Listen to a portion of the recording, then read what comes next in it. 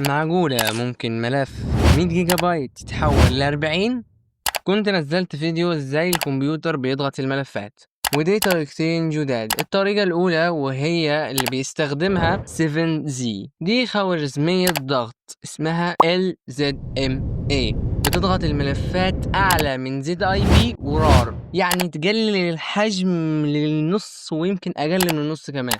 ده يوفر لك مساحة وكمان سرعة في إرسال الملفات، يعني لو أنت عندك ملف ممكن تضغطه وترفعه كده هيكون أسهل وأسرع. رقم 2 وهو ال ISO، مش ال iOS، لا ال ISO. هو مش بيضغط زي 7Z، مش بنفس القوة، لكن هو بيجمع لك كل حاجة في مكان واحد بس وبشكل منظم، وده يسهل عليك انك تحرقه في CV او فلاشة، يعني تنظيم، وكمان يقلل الحجم. باختصار شديد 7Z يضغط بقوة و ISO بينظم الملفات.